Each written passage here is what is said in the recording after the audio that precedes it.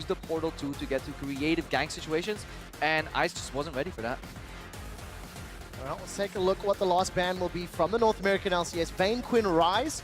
IWC have taken off the table. Both Lex and Doublelift are very heavy Vayne players. And with Lulu away from Kira, that's something that the IWC squad has actually defaulted to many times, including IWCA from Melbourne.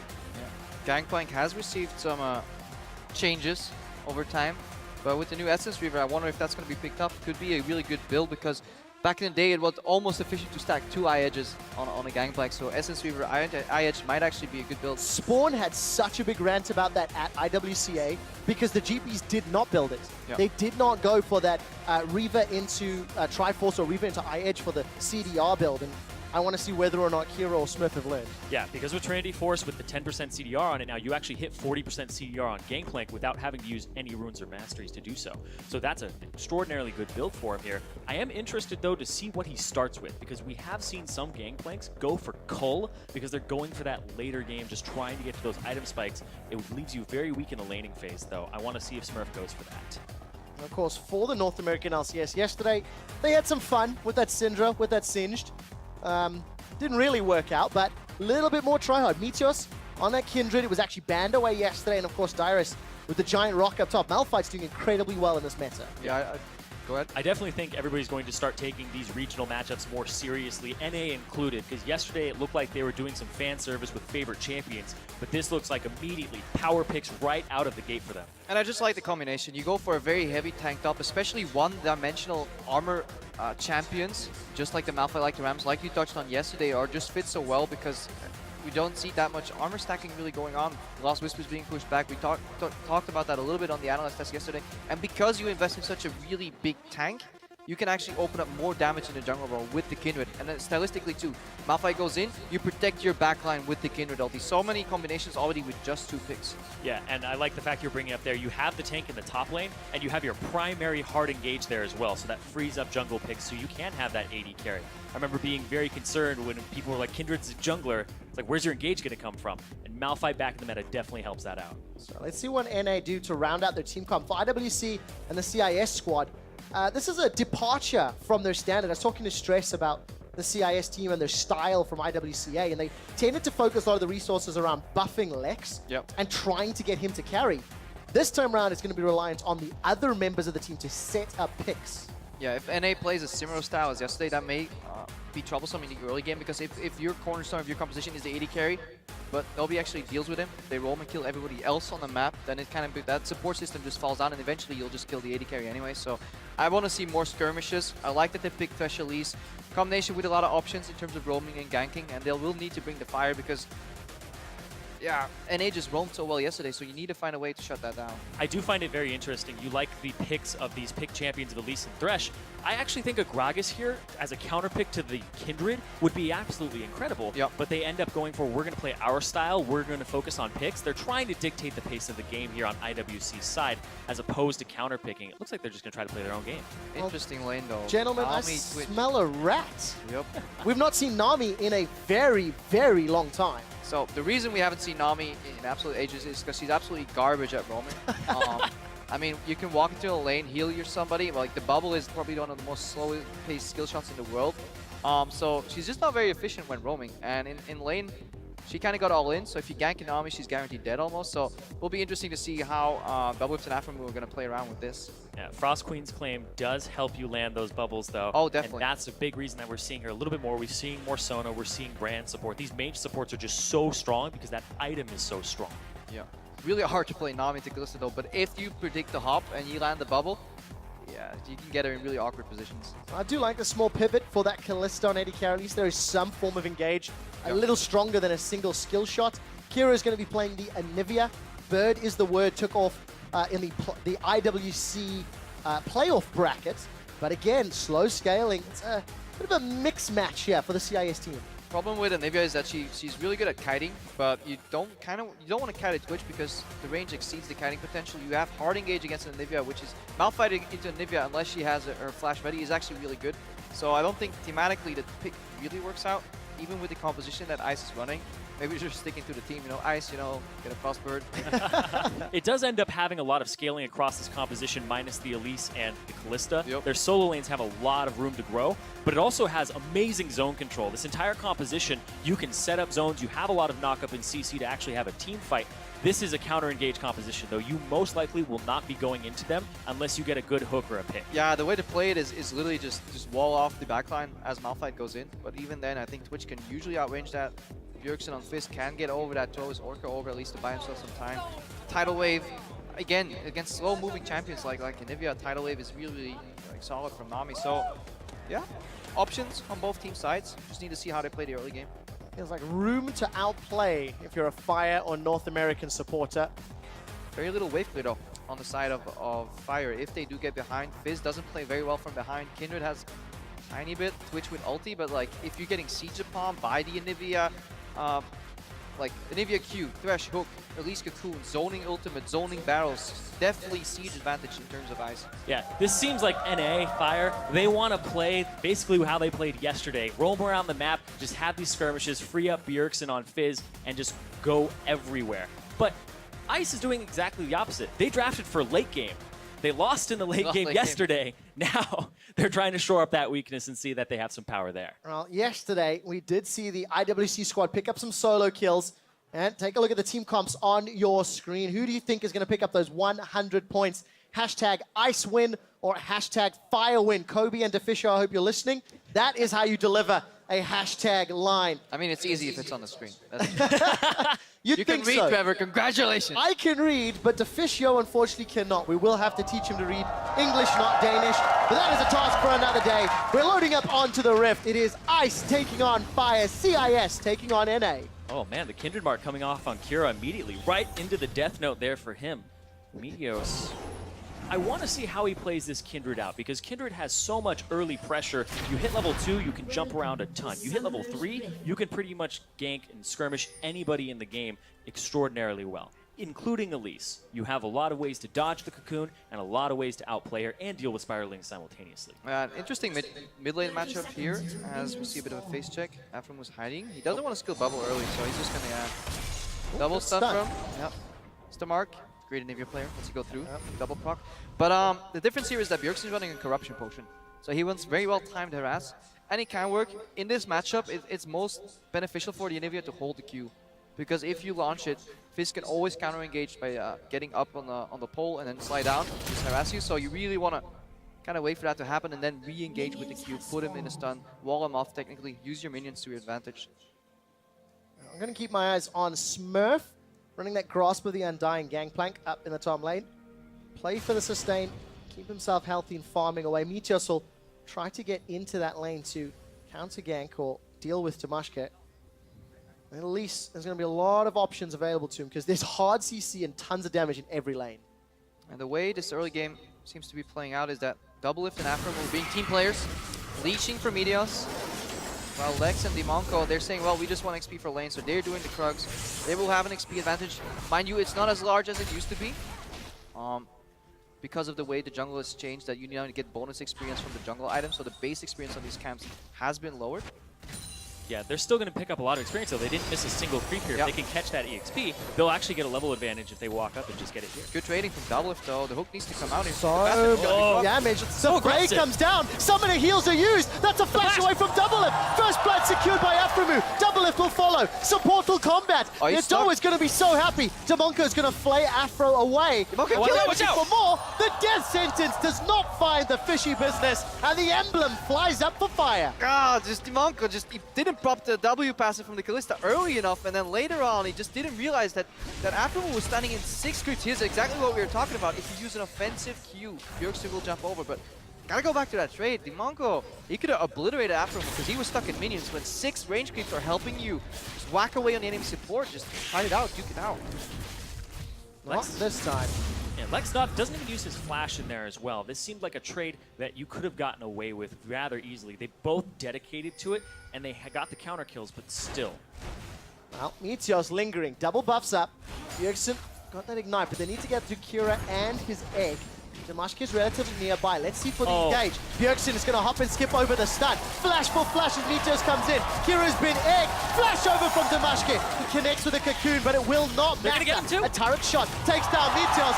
Double kill for Team Fire. And Bjergsen and Meteos walk out alive. You have to know the damage output of the Kindred early game. It is so high. The Qs, the auto attacks, they're woven in, and you can't really see them all hit at the same time. It is a gigantic burst. I mean, Bjergsen played that pretty well. He was acting stupid. Like, he kept eating auto attacks over and over and over until Kira was like, I can kill this guy, I can kill Bjergsen, I kill Faker, I can kill Bjergsen too, but no. Again, you know, use Q first. Bjergsen, title tricks and just jumps over. Then Meteos comes in. Pretty simple gank overall. And yeah, if it was 1v1, maybe Kira. But right now we're playing 2v1. And this is scary for IWC. They picked up some kills in lane yesterday by surprising maybe the LCK squad. North America not falling prey. They've already got themselves 1,000 gold advantage and sitting pretty. But double FCS is hurting in this bottom lane. Exactly. They've been able to zone him off of this, and as Twitch, it's actually a very big problem because you need to be able to keep ahead of the curve as Twitch because the whole point of it is to have those mid-game spikes. Now the problem is actually that way back to level 1. Hang on, we see an exchange here. Again, Bjergsen hasn't E'd yet, so he's waiting with that E every time to cancel out the Anivia Q. The problem in the bot lane is, yes, they traded kills evenly and Doublelift got first spot, but the wave was pushing towards IWC from that level 1, and the experience advantage was still on the IWC lineup. Bjergsen now in with some zone, has a double buffs available, so he's playing stronger.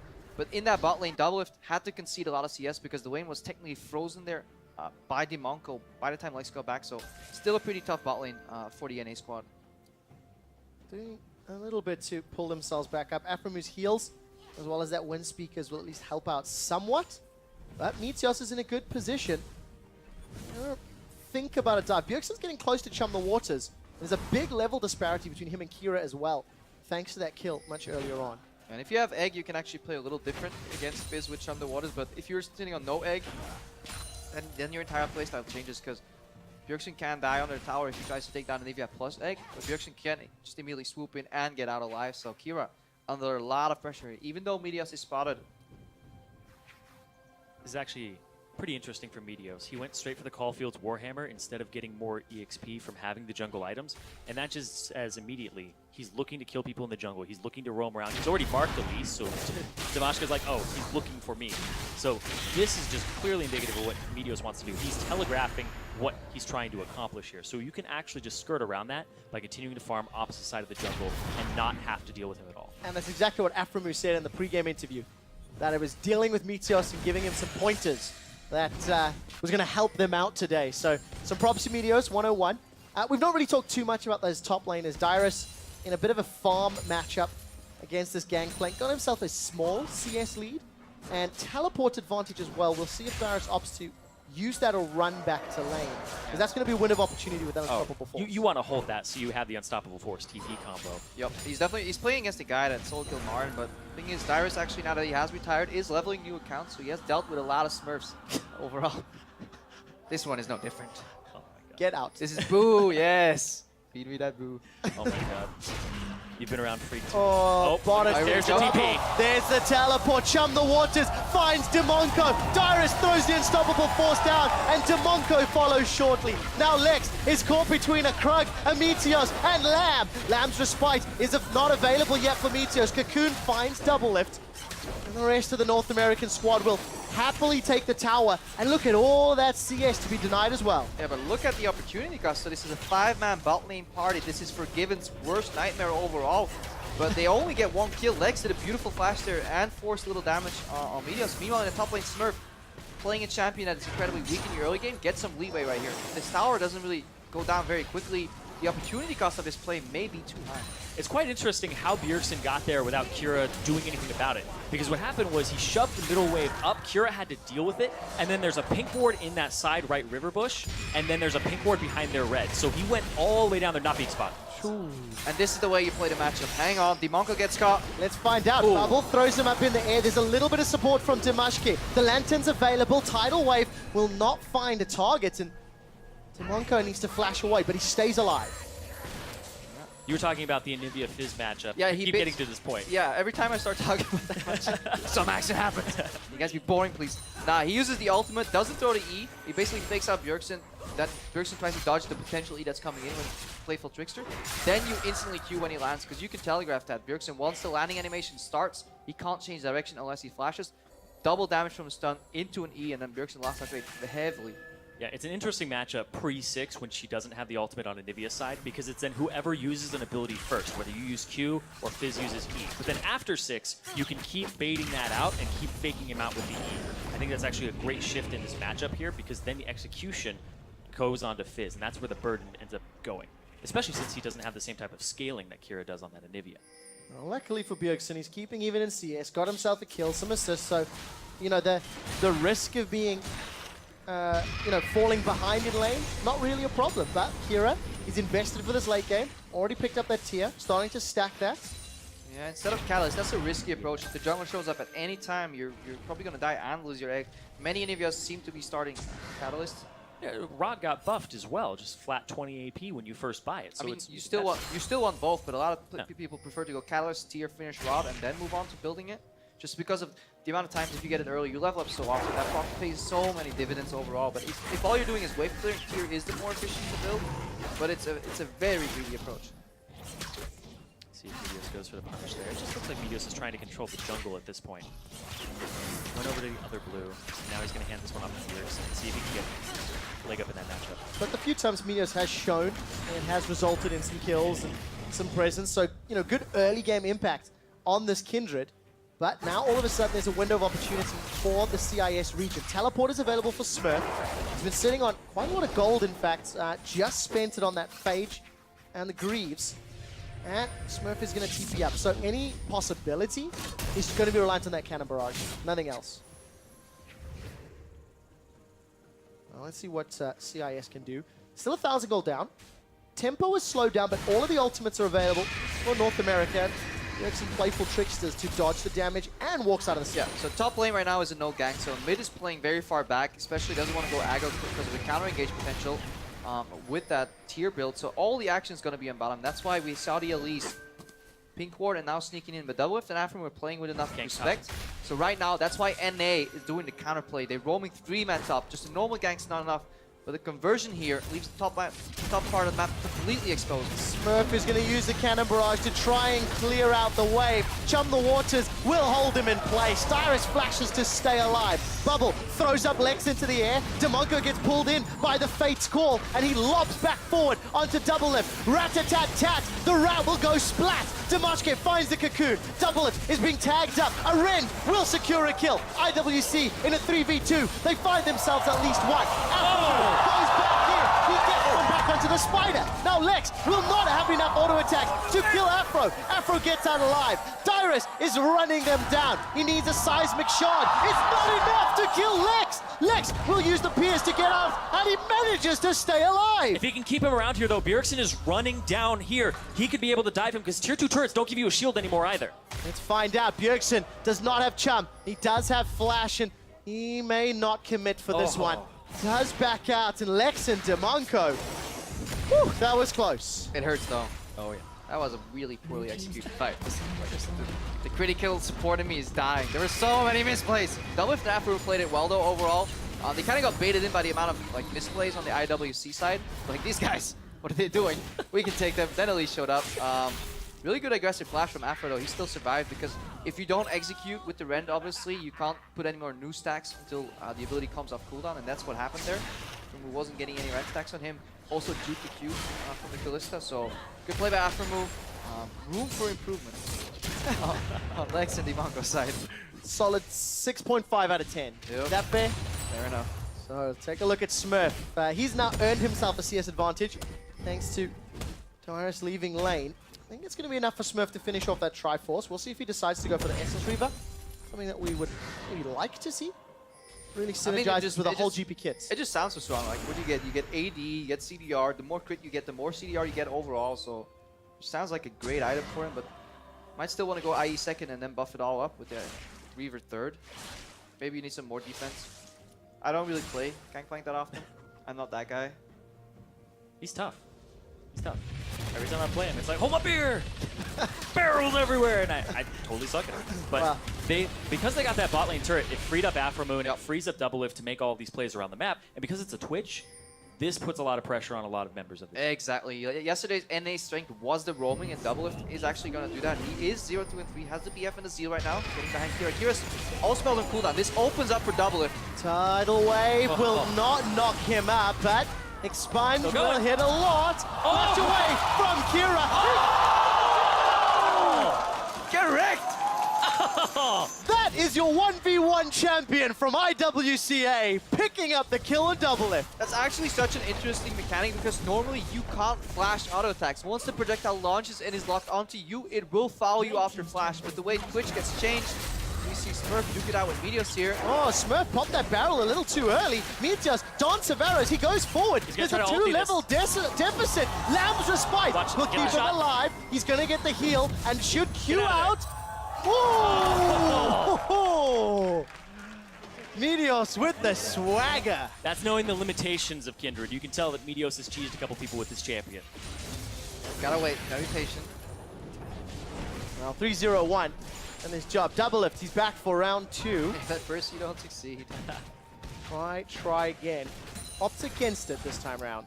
They did end up losing their bot lane turret, though. We have to take another look at that, 'cause Yeah. that was beautiful. All spells go down, which means it opened up for an opportunity. Afro misses the tidal wave, and here right here. This flash, this projectile usually... Okay, the next one, I lied. Yeah, the observers told me. Because Twitch's ultimate doesn't make it to it's a targeted projectile, it just goes in a line, kind of, because it wants to hit multiple people. That's when you can actually start flashing it. I never even realized in that extent that you could really use it for an outplay potential, because he did need the time to get that RE combination off. He didn't do it early enough. It's a projectile trailed. He would have just gotten egged and Doublelift would have survived and likely killed Kira. So really smart play. Yeah, I thought he was going to survive and kill him while he's in the egg, but that flying E there, and just that one tick of the R, the chill, just barely being on it long enough for that. If only it was, hang on. Oh. That's a lot of damage. Back in the day, whenever you typed in chat when you were in egg form, it was Eggnivia. So it actually would have been Eggnivia has slain Doublelift. Well, would have been that way. Trinity Force completed there for Smurf. IWC, they've slowed the tempo down somewhat, but they're still hemorrhaging gold, they're still hemorrhaging control, because the NA squad is almost completely unlocked and roaming. Look at some of your first items. Doublelift, in fact, picking up the Hurricane first. Spam out that poison, it multi-contaminates down. Cannon Barrage helping out, or rather hindering, the NA squad, so that will at least stop the Rift Herald for now. Yeah, Doublelift is basically building as if he was picked Ballista here. Yep. He's pretty much going to try to do the same thing with Contaminate, get the Contaminate stacks on people and then try to pop them. But it doesn't reset and it doesn't do the same type of mechanic. I actually not a huge fan of that buy on Twitch, because Twitch just has such a huge mid-game power spike. If you get the Yumas, it's in such a good spot now, too. Yeah. Still trying to figure out the late game. If he pops the ulti and then he has the AoE bolts, how that exactly works together. Now that Twitch can crit as well. That's the difference with Runans. Now the bolts can crit, so late game Twitch can actually get really disgusting. It's funny because the bolts can crit, but we cut the damage in half of the bolts. So if they crit, they go back to normal damage values. Still worth. Yeah. It does give them a little bit of wave clear if he walks into the wave, at least, so... Arguments. We'll see if NA ever forced to be in that position. Monko put a box down. Afromoose flashes out, so assume a death sentence connected. Kira's now in trouble, will not have his egg available to him. Meteos and Bjergsen find a very easy kill, and this will lead to a lot of damage on that tower. Really good side lane pressure, forcing people to put too much defense on the side lanes, leaving Kira completely exposed in the mid lane. Dyrus had 3 lane on the bottom, even forced Smurfs to teleport, so IWC needs to be a little more proactive. They can't commit to 3 members in the top side of the map if they don't get any value out of it. There's no way to defend this tower with either Smurf or Kira not in place. And Smurf teleported down to defend the bottom in a turret. So Dyrus is now going to have teleport advantage, a large gold advantage, map control. It's just a matter of where North America decides to push, because they got all the tools to take any objective. Yeah, more importantly, if Dyrus connects with Kira, that is like the only magic damage on the side of IWC. Yes, at least does a little bit, but it's not enough to take a tanky Malphite down. That means Malphite can just soak up the double 80 damage from the Gangplank and from Lexus Kalista there in the backline. So it is really paramount that Kira manages to flash that ulti. Might even be worth getting Distortion Boots, but the way Anivia builds right now is there's actually not an early Boots upgrade.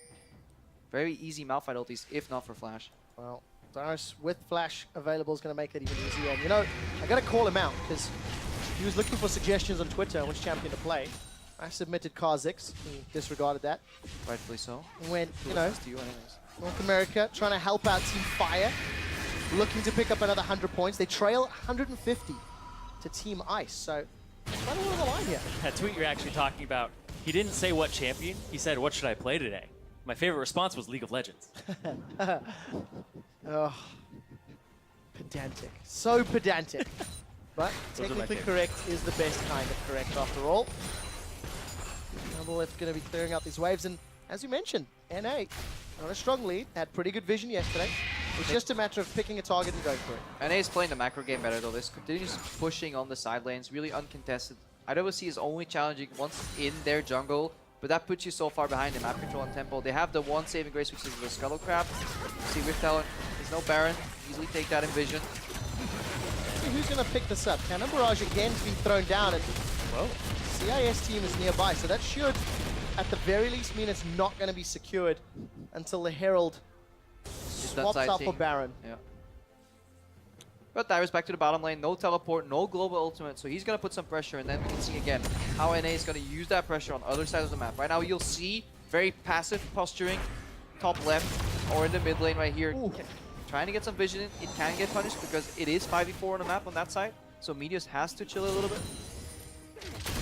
A lot of damage when Smurf is able to connect with those barrels. Comes up with BF sword and those two long swords, so continuing to stack up. I think if given enough time, CIS may be able to thwart the wave pressure, but the problem is, again, teleport advantage for Darius. He's just going to keep split pushing. yeah. Bjergsen is coming to help. I think this tower may even fall in this next wave. Let's see if they decide to commit for it. Now it's just counting dots. Okay, this one gives them an engaged top, though. Double lift is caught. Demonko pulls him back. Lamb's respite will keep double lift alive. Even going to be enough time for him to heal. Kira's down in the bottom lane, and Smurf is finally moving top, but it's just smoke and mirrors. Back and forth, back and forth. The difference here is that NA is playing proactive and IWC is playing reactive. The second NA team realizes that there's more people that they can deal with in the bottom lane, they go back off, they play passive, and they go aggressive on the other side of the map right here. That's the complete opposite from IWC. They see players, they're like, oh, let's fight him, and they end up in numbers disadvantage continuously. And they need to do this, though, because when you're up against a Anivia, she's just going to wave clear instantaneously, and the lack of wave clear on this NA squad means you have to make plays just like this. They see them, though. Tiny bit. Cannon Barrage will only be up in a few seconds here. Baron is taking a very, very long time. Oh. 4,500 hit points. North America have once again been thwarted from the giant purple beast. This time around, it's Baron that's interrupted, not Herald.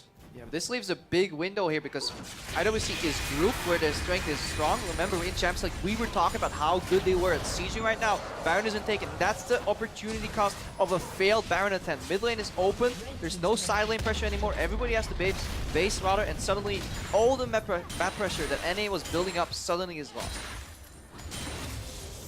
Oh, IWC going to need a few more of those mistakes from NA if they want to claw back this deficit they find themselves in. Still 4,000 gold. But they're growing in power. That rod is almost fully stacked for Kira. BF sword and the recurve bow for Lex. He's getting closer towards what I assume is going to be that Hurricane next. I am not a big fan of what Bjergsen's been doing with his trinket. It's not a red trinket yet, and he keeps sitting in these brushes trying to get picks on people, and he has no way to sweep it. So this just keeps stunting him from actually picking people off. And he's trying to flank them and do these things. You need to get that trinket. You need to swap that out. Yeah, or just get more pink wards. Pink wards so valuable in this match. 75 gold for a ward that probably nobody will find anyways because they're too lazy to look in a brush where they're walking through. And it removes vision. It's cheap. Everybody buy a pink ward, maybe two. You'll win games. Trust the support to deliver that message. Brought to you by All-Star. Brought to you by Supports Incorporated. We value your vision. I do want to talk a little bit about jungling here, because Meteos has had actually a really good tournament so far. In the previous game, his Zac was really, really good. Yep. And in this game, his How Kindred... did that end up for you? We don't talk about Yeah. it. It's too soon. Too soon. Give us... It was all fine until the accident happened. Yep. Which we can blame on Double Lift, right? It's not Yes. Zac's fault, so. Well, they didn't have a leader. They have no coach. Dash Exactly. is slacking. But Meteos, his stacks, he's only got 3 right now. he hasn't been able to actually go into these jungle camps and actually pick them up and get all of these stacks. So Meteos has been trying to kill people and get pressure, but that's started to slow down. But once you get to this point as Kindred, where you've pushed in those outer turrets, you should be getting these stacks so that you can do a quick Baron. And he only has 3 still. Yeah, let's see if we can get a few more, because CIS are starting to group up. Everybody has every spell available, with the exception of one summoner on the side of NA. But look at the grouping. Dyrus up top with teleport. The rest of NA immediately see an opportunity. Peel for the middle lane. Unstoppable force onto Lex. Chum the Waters finds him as well. And that bunny rabbit is happy. Double bubble will lock up Dimashkir and Dimonko. And Meteos will throw some autos onto that inner turret. Bjergsen goes golden after dashing through a minion. He's going to flash as well. Better safe than sorry.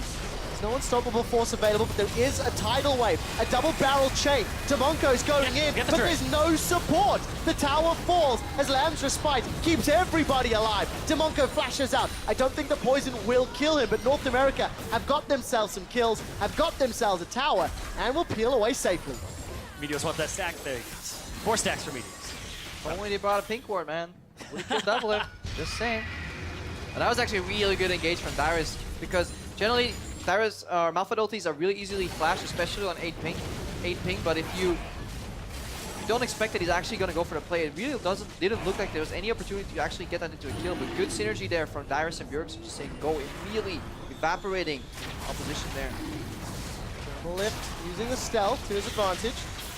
Playing a living ward and decides against it. So Dragon number 1 will at least be a small solace, and for IWCA, they've got themselves an Essence Reaver on Smurf. I actually talked about this yesterday, how in Melbourne, the teams went for 5 of those blue trinkets. They've done it again, Cyrene. This vision is actually quite strange, because it's permanent. You can put as many of them out as possible. They just stay forever. The only problem is your only wards are your Sightstone, and then you have the Warding Smite, but you have no way to remove the enemy wards from their Sightstone. It's a good approach if you're behind. Hang on. Oh, Smurf is going to get knocked up. Bjergsen, wow, that's just so much damage. And Smurf maybe way in enemy territory. I mean, you got no vision. Doesn't matter if like you have the wards, you still gotta watch your minimap. Yeah. He saw them coming. But yeah, overall, those 5 blue trinkets, it works if you're playing. It's a very heavy pick composition that tries to wait in bushes. You just have the safety check. You don't really want to get close enough to ward that, because generally right now warding range gets you killed. And if all you want to do is deny Baron baits, it's impossible to bait Baron against this. You can rush it, but you can't simply just bait it, because all the phase checks will get denied. So in that sense, it does make sense, but I would like to see an improved or upgraded Sightstone at least. Oh, double lift. Kira has found double lift, but it will not be able to kill him. The heal of the QSS came out. Kira's been egged. He will get dropped shortly. Dimonko uses the Fate's Call, knocks up a few members of North America, but for little effect. Bjergsen. The auto attacks come down, and double lift finds one more. Bjergsen, playful tricksters out, and Smurf not even able to pick that one up. North America have got 4. Chains the barrels together for Smurf. It will slow down the push, but little less than that. Tower down, inhibitor next to North America. They have a numbers advantage. There is another line of minions, safeties to back away, bravados to go for the Nexus. And more importantly, Korea only managed to get killed by IWC 4 times, NA only 3 times so far. So simple math dictates NA greater than KR. I'll trust your professional opinion on that one, but here's the team fight See, pink ward. Look at the beauty that brings to you. But then 4v5, they had the right concept, just didn't nail the execution. That was a beautiful pink ward, beautiful engage. Do it with 5 people, and I'm a fan. Overall, instant reaction from Team Fire. They knew they could win the fight, so they just plowed on through.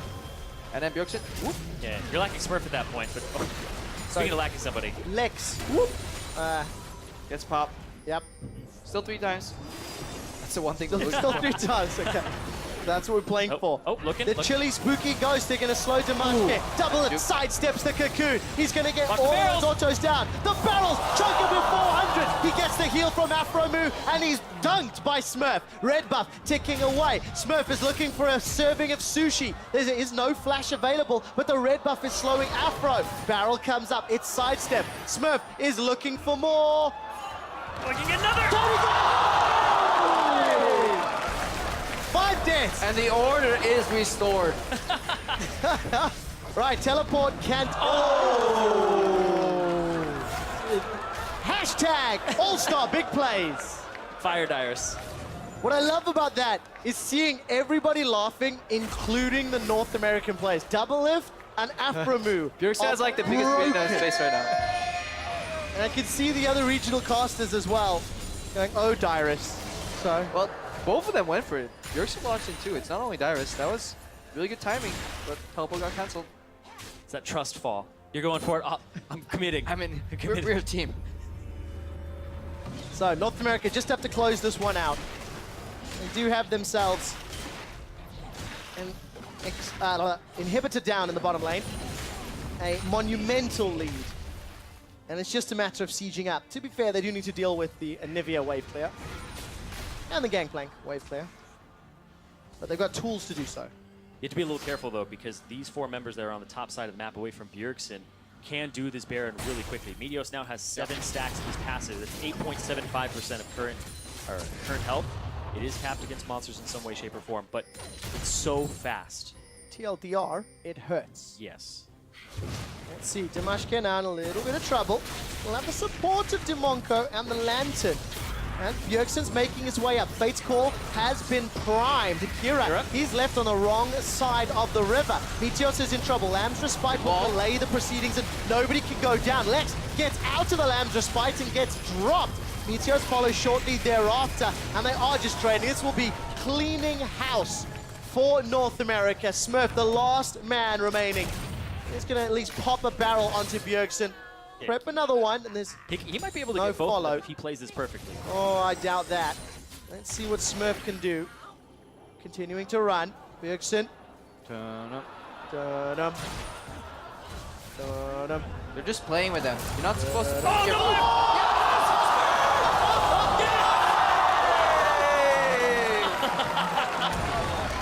Oh, Dyrus is letting me in. Well done, Smurf. Oh, they want more. Them barrel mechanics. North America peeling their way to the middle lane. Gonna try and knock down another tower. And the spooky Aframu ghosts will at least interrupt and disrupt Dimashka and Dimonko. But again, NA, they're not backing away. Chum the Waters is up for Bjergsen. Yeah, but that fight though, that was really nice. There were a couple nice outplays there. Really good spacing as we wait for the pick. Hopefully nobody faced Sex so we can finish the story. Kira had a really good wall there, keeping the enemies at bay there, but Bjergsen played that beautifully. Waited for the E from Kira to start traveling before his Zhonya, so they wasted a lot of cooldowns. Overall, NA won that fight, I believe, like 3 against 5, so solid play there. I think they know. Shh. They were waiting for If you wait long enough, people generally tend to, like League players, suffer from some amnesia. Even though they saw you enter the brush, they never saw you leave. They'll still face check you eventually. Let's see. They're not a Baron. They're not a Dragon. Where can they be? Ah, the minigame's over now. Bottom inhibitor's going to respawn shortly. The rest of IWC on the middle lane, and Double Lift is making his way down. So, I mean, Afro's still chilling in that bush with Dyrus. Get some s'mores, guys. Build a tent. Chill out. Well, I think when the minions hit the tower, Meteos is in trouble. Am's Spy will buy some time. Tidal Wave comes in as well. Bjergsen's looking for one. So it's a kill advantage to IWC. Bjergsen got stunned, got cocooned, but there's nothing more to follow. 3-man unstoppable force with Double Lift down. This could be trouble. They've killed Dimonko, North America. Bjergsen is going to hop away and kill the ward. Overall, IWC win the fight, 1 for 2. Yeah, IWC, they had vision on Baron. They knew that the only pick could be made in the bottom right of their screen, so they just engaged somewhere in the middle where they have safety in numbers. Probably open, we didn't see it, but Lexus Fate's call is on cooldown, so it's probably what they used. So starting to see some clear weaknesses in this North American All-Star squad. Mid to late game, no clear shot caller. It's so strange, too, because the bot lane has just this open inhibitor now. It was respawning during this time, and they weren't even pushing the opposite side. Meteos gets walled in. He also gets pulled out of his Rams Respite here and gets killed before it's even over. Really well played there. But then, as soon as Dyrus goes in, Double Lift is already off of the map. Boom. Wow, that's so much damage from And Smurf. now they don't have damage here. Yeah, really good battle control there from Smurf, and the Fate's call used to finish off Double Lift overall, so he just got insta-gift. Gotta watch that range, especially when you're playing Twitch. Gotta make use of that ultimate. We're starting to see some, again, the IWC players, individually and mechanically, they're making some great plays. We're late enough in the game that our Smurf has got an Infinity Edge completed. Archangel's completed for Kira. He's got a needlessly large rod, but probably working towards, let's get touching that in a second. Oh, two-man. Dyrus has found his targets. Demonko's going to get pulled back by the Fate's Call, and the Bunny Rabbit is repelled. Dyrus gets caught by the Flay, but Demonko doesn't want that. Shutdown from Lex onto Bjergsen. That's a gigantic bounty spread across the CIS region. But the barrels and the damage from the poison means Double Lift has killed Lex. Kira gets egged and comes back to life. It's a 1-for-1. But it's not over yet. Barrels onto Afro. Oh! Short. Afro was able to flash away. North America, though, they may have got some time. They've got a gigantic banner of command minion onto the turret, and now Kira, he's in trouble. He's got the auto attacks. Double F sidesteps the stun and spies himself a pigeon for dinner. You're seeing the compositional weaknesses here from North America's side show, but they're going to keep going right now. Not sure if they're going to get too much. Tomoko maybe anticipating the QSS. He's now in trouble. Meteos is going to get the kill credit. Inhibitor will drop. It's 35 seconds before Kira is up, and Double Lift will get himself a kill onto Damashke. No, I take it back. Flash forward from Meteos, he gets himself another. Now Lex is in trouble. Lamb's Respite will keep Meteos alive. The Nexus will be dropping in North America. They toyed with our hearts, but they will be closing this game out. The Banner of Command Empowered Minion will help them. An ace against the CIS, and North America get 100 points for Team Fire. And now only 50 points between Team Fire and Team Ice right now. It's getting closer. That's one fun game mode away. If they can take the AD carry mode, they'll even up the score of this entire tournament. Yeah. Just a fun game overall. I had fun watching that game. I really enjoyed it. So it was the good mix between the band word tryhard and just fun gameplay. A couple mistakes made it fun to watch. And yeah, good job to the IWC guys for playing so well from behind, and then NA, good job for giving them the room to at least give us an entertainable game. But they took it down in the end. It was quite worrisome there, because if that game had gone on a little bit longer, Smurf with that 40% CDR and that crit and how he was playing on that gangplank, he was just getting warmed up. And then Cure on the Anivia, it would have spelled disaster. So props to both of these teams. Yeah, very well played. Smurf's gangplank showing up that game. Kira's Anivia was decent. He had some very good plays in the 1v1, but you just didn't feel in the team fights. I think he adapted very well. So he learned more about the matchup as he was playing it, and that's generally the mark of good players, because the first two Qs that he threw out weren't as great, because you could see that Bjergsen was out playing, but later on he started using that to his advantage.